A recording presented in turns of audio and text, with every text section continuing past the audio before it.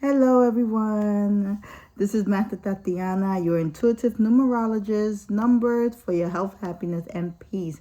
Today, my friend, is Sunday, November 17th of 2024. So, we are here to give you the energy forecast for today, okay?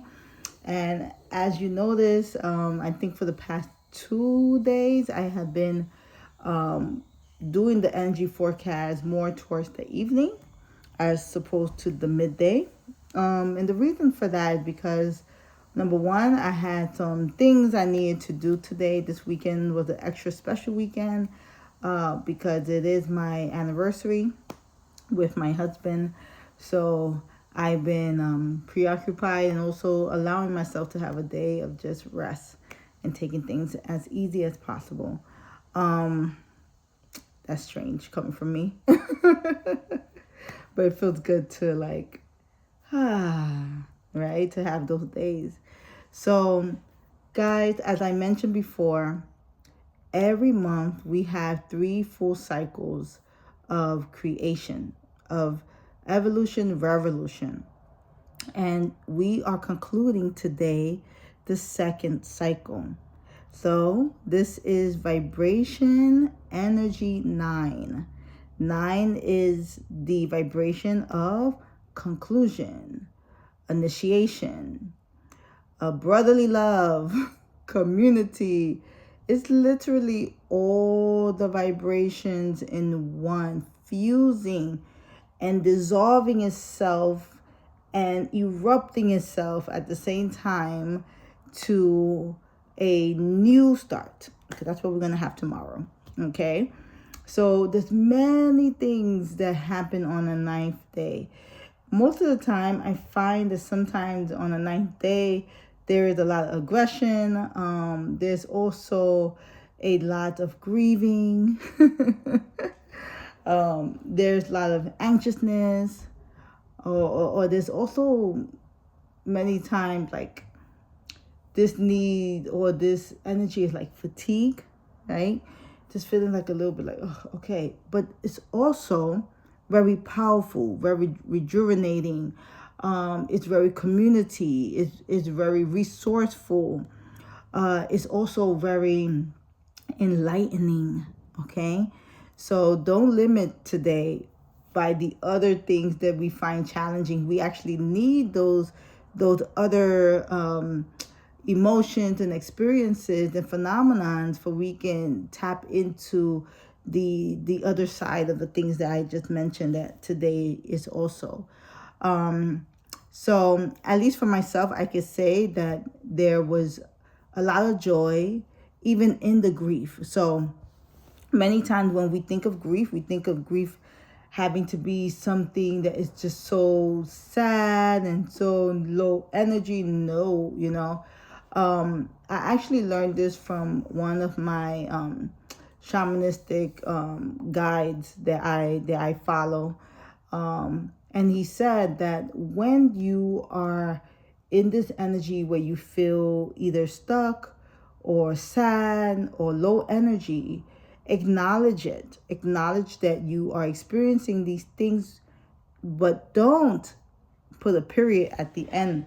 So this is something I'm going to share with you guys. Don't put a period at the end. Like, for example, sometimes we will say, oh, I am stuck. And then we would just, that's the period. Boom, I just feel stuck. And in all actuality, the stuck energy is something that you're creating in the mind, or the idea from the experience that you may not know what it is happening, the phenomenon that you may not understand, and you're calling it stuck, and it may not even be stuck, right? It just may be that you are in a point where you've reached that ceiling peak where you usually stop and you believe that you're stuck, but this is when you have to tune in with yourself, practice a little bit of gratitude, activate that right attitude, and then pierce right through it. And you also have to understand that once you reach a certain peak, right, this vessel that you have used to get to that peak means that you need to shed it off. You have to release it. That's the grieving part, right?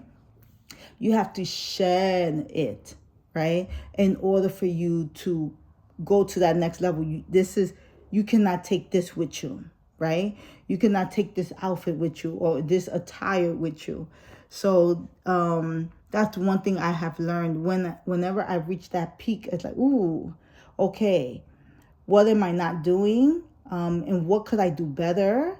And there are some times that I will ask myself these following questions, like, what do I want to be, right? So once you reach that peak, you ask yourself, what do I want to be? What do I want to feel? What do I want to give? What do I want to receive, right? And so once you reach that peak, you just like, oh, okay, what I want to be required me to release and shed some of these things, these old parts of me that is no longer needed. In fact, it's needed in this moment, in this present. It's needed to fertilize. It's needed to be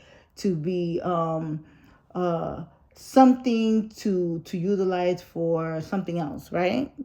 I just went blank a little bit right there, but I hope you guys get what I'm saying.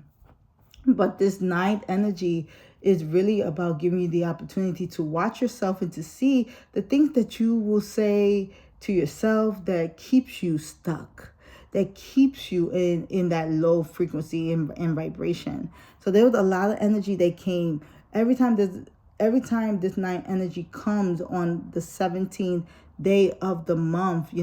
It's really coming to help us use that extra oomph to be more in alignment to who we truly are.